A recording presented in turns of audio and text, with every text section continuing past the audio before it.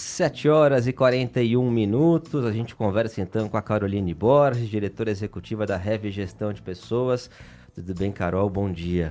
Bom dia, Tebas. Bom dia, Ariane, Diego e aos nossos ouvintes. Bom dia. Hoje é um tema interessantíssimo e também que eu sei que gera algumas discussões, até inclusive nas próprias redes sociais, que é, né, o posicionamento pessoal de funcionários, pessoas, enfim, que trabalham em empresas nas redes sociais. É um tema polêmico. É um tema polêmico, Tebas, e isso aqui foi muito motivado a gente trazer esse assunto hoje por um assunto que vem rodando aí as rodas de discussão, inclusive veículos de comunicação muito grandes, LinkedIn, Instagram, sobre uma situação na semana passada, inclusive na quinta, né? Depois da coluna, eu saí aqui da coluna, um pouquinho depois começaram a chegar várias mensagens, um episódio envolvendo aí o Thales Gomes, ex-CEO da G4 Educação, uma escola de negócios bastante grande. Quem não acompanhou, ainda dá tempo, né, de se atualizar. Mas ele recebeu no próprio Instagram pessoal dele, na página dele, né, no perfil dele pessoal, numa caixinha de perguntas que ele abriu a seguinte pergunta: se sua mulher fosse CEO de uma grande companhia, vocês estariam noivos? E ele discorreu, né, uma série de questões. Eu não sei se foi colocado, acho que na tela aí, não é isso? Isso, para quem nos acompanha. Tá na tela aí para os ouvintes que estão acompanhando a gente. Então, ele respondeu o seguinte, tá, gente? Eu vou ler para vocês para a gente começar a conversar sobre esse assunto. Deus me livre de mulher CEO. Salvo raras exceções, eu particularmente só conheço 2, essa mulher vai passar por um processo de masculinização que invariavelmente vai colocar meu lar em quarto plano, eu em terceiro plano e meus filhos em segundo plano. Vocês não fazem ideia da quantidade de estresse e pressão envolvida em uma cadeira como a minha. Fisicamente você fica muito abalado, psicologicamente você precisa ser muito, mas muito cascudo para suportar. Na média, esse não é o melhor uso da energia feminina. A mulher tem o monopólio do poder de construir um lar e ser base de uma família. Um homem jamais seria capaz de fazer isso. Para que fazer a vida dessa mulher pior dessa forma? O mundo começou a desabar exatamente quando o movimento feminista começou a obrigar a mulher a fazer papel de homem. Hoje vejo um bando de marmanjo encostado, trabalhando pouco e dividindo conta com mulher. Eu entendo que temporariamente pode acontecer, eu mesmo já passei por isso no passado, mas tem que ser algo transitório. Homem que tem condição de bancar sua mulher e não faz, está perdendo o maior benefício de uma mulher, que é o uso da energia feminina nos lugares certos, lar e família. Para você que está ligando o rádio agora, a Carol está lendo a mensagem do ex-CEO, o Thales Gomes, que ele publicou no Instagram. Não são palavras da Carol, são palavras do Thales. Por favor, Diego, obrigada.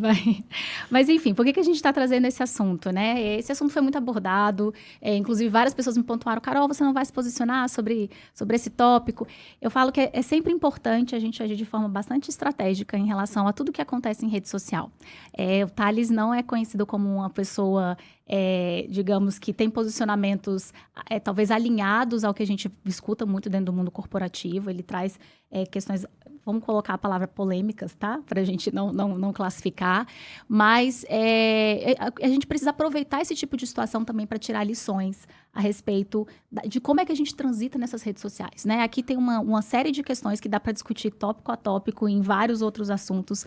A gente vem falando e traz muito o tópico sobre a presença da mulher no mundo do trabalho, né? Tem várias questões aqui muito discutíveis. Mas a questão é, essa caixa de pergunta foi colocada no perfil pessoal dele e ele respondeu, já a primeira frase dele foi extremamente impactante, né? Deus me livre de mulher CEO. Em nenhum momento aqui ele trouxe a questão de competência, enfim, de uma mulher sentada no cargo de CEO. Mas ele trouxe uma série de visões pessoais e que se misturam, de fato, né, a cadeira que ele ocupa. Ele é CEO de uma escola de negócio enorme, em que várias CEOs, várias mulheres consomem o produto final dele. Então, isso gerou diversas reações, gerou impactos extremamente negativos nas redes sociais. Várias CEOs de várias empresas se posicionando nas suas próprias redes pessoais e profissionais, tanto no LinkedIn quanto no Instagram, uma série de comentários em qualquer postagem que saiu do G4 posteriormente a isso, não só as postagens dele, e vários veículos de comunicação, como eu já pontuei, trazendo à tona essas questões. E isso culminou com, depois, uma outra postagem dele, pedindo desculpas, dizendo que foi muito infeliz nas colocações, com a saída dele da cadeira de CEO e de presidente do conselho da G4.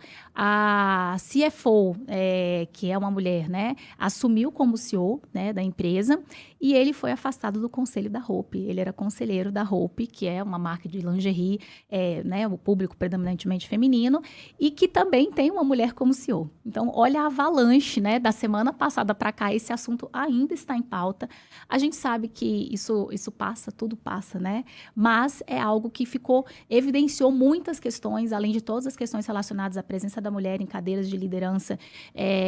A gente precisa aproveitar isso aqui para falar de posicionamento em relação à rede social, né? Como a gente atua em rede social, como profissional, como liderança e como quem representa uma marca. Carol, foi uma postagem infeliz para dizer o mínimo, né? Que parte de um homem, como quase sempre acontece, ou partem dele opiniões a respeito dos espaços que a mulher deve ou não deve ocupar, por ser ou não ser cascuda, por ter que priorizar o que ele acha que ela tem que priorizar e não ela. É impressionante o que esse homem escreveu e que, infelizmente, reflete o pensamento de muitos outros homens. Agora, Carol, essa mistura, então, como você está falando, da imagem pessoal, então ele coloca ali uma visão pessoal no seu perfil pessoal, mas não tem como separar isso, dada a posição que ele ocupava nessa empresa, da imagem da empresa. Não tem como, Ariane, e você trouxe algumas colocações bastante importantes, né? Assim, de fato, a gente fica boquiaberto, né? Quando eu li várias vezes, várias e várias vezes. Mas reflete exatamente isso. Eu falo que mesmo uma rede social é uma vitrine, né? E nem tudo em uma vitrine é verdade, né? Quando a gente olha aquela vitrine linda, maravilhosa, nem tudo aquilo ali é verdade. Tem muita coisa, inclusive, discutível sobre será que o posicionamento e outros posicionamentos dele, isso é real? Foi para causar polêmica? Mas no final, quando a gente espreme muito o suco, a gente sabe que o que sai ali tem traços de verdade e tem coisas que são realmente muito naturais, né? E são da pessoa, é aquilo ali que ela acredita.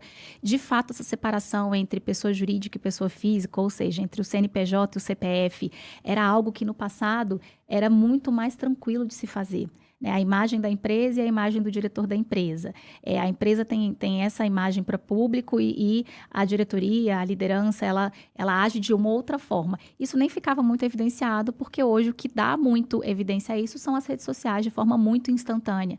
Você pega um celular, você filma e você joga na rede e todo mundo está sabendo. Então, no passado, existia uma separação de imagem, de posicionamento vou colocar, mais tranquilo de se fazer. Quem queria agir de forma diferente do que a empresa pregava, conseguia fazer isso de forma mais tranquila.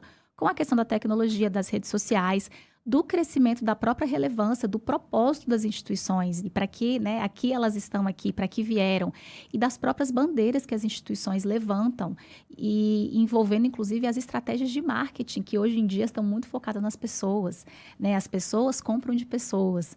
Existem marcas e pessoas representam essas marcas. Então, essa mistura do que é negócio e do que é vida pessoal, ela é muito grande hoje. O cuidado a respeito do que você vai fazer, como você vai se portar em locais públicos, em locais em que sua imagem possa estar evidenciada. E eu estou falando, gente, não só de grandes empresários, como a gente está falando aqui agora, mas se você é líder de uma empresa, se você é um empreendedor, inclusive às vezes pequeno, e a sua marca, ela representa propósitos, ela representa valores com os quais você talvez compactue só no papel, mas na prática não. A primeira questão é cuidado, porque isso rapidamente vaza, isso rapidamente transparece. E isso é uma crise de reputação, é um problema de reputação. Então, a gente imagina o que está acontecendo em relação a vendas para mulheres, por exemplo, dentro da G4 hoje. Né? É impactante. Para tudo isso ainda está bastante em evidência de uma semana para cá. Com certeza impactou bastante.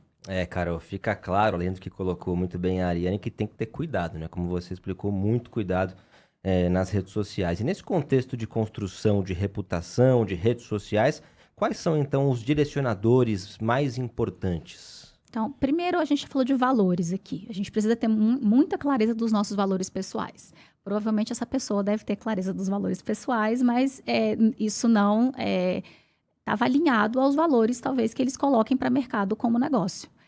Então, tenha claro para você quais são os seus valores. Se você tem uma marca atrelada a você, como empresário, como líder, como até colaborador, como você colocou, Tebas, tenha clareza também sobre os valores dessa marca, que valores que essa marca representa.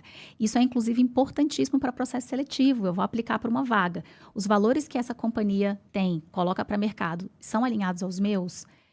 Eu tenho condições de seguir com isso, pessoalmente, inclusive? Faz sentido para mim? Faz sentido para a marca?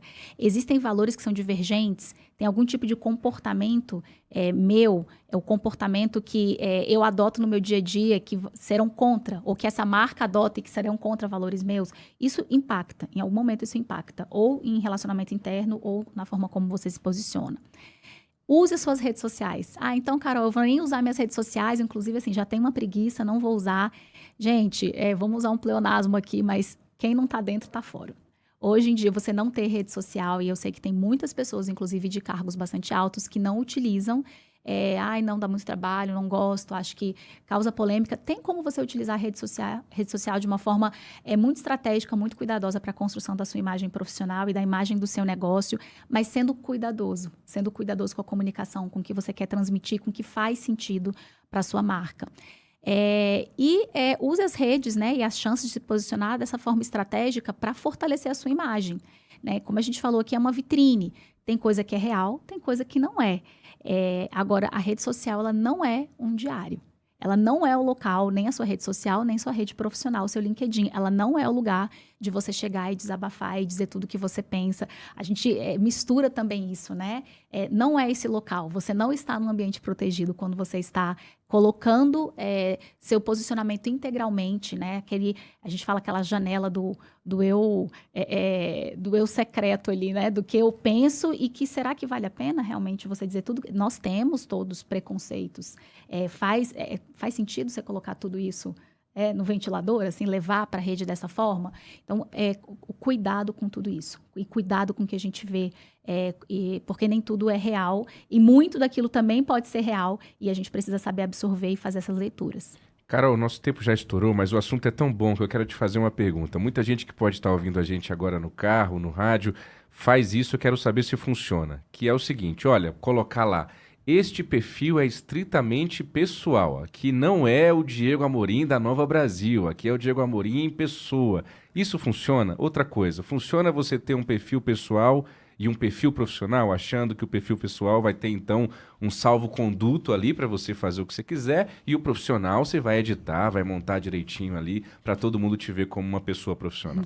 Você consegue restringir acesso, né, Diego? Tem perfis que são perfis privados. Você só consegue habilitar pessoas que são próximas suas, amigos. Funciona. Se você quiser trabalhar neste formato, funciona sim. Agora, muitas pessoas não têm essa nem tempo, nem a habilidade, a capacidade, às vezes, do dia a dia, de gerenciar essas redes. E aí, a questão não é nem misturar uma coisa ou outra, porque às vezes esse toque pessoal também no seu perfil profissional, ele traz humanização. O que eu preciso é tomar cuidado e entender que ali é uma vitrine, ninguém monta uma vitrine de qualquer jeito. Todo local, né, todo comércio monta uma vitrine de forma muito estratégica. Eu tenho um público que eu quero atingir. Como é que eu costuro isso da melhor forma possível? Então, é uma estratégia possível, sim. Agora, se o seu perfil pessoal é aberto, essa frase de aqui é meu perfil pessoal, ela não funciona, porque você está para público, é um perfil público. Muito interessante, a gente ouviu Caroline Borges, diretora executiva da Heavy Gestão de Pessoas. Carol, muito obrigado, a coluna de hoje foi interessantíssima mesmo, também polêmica, claro, mas muito boa. Até a próxima semana. Até a próxima quinta, pessoal.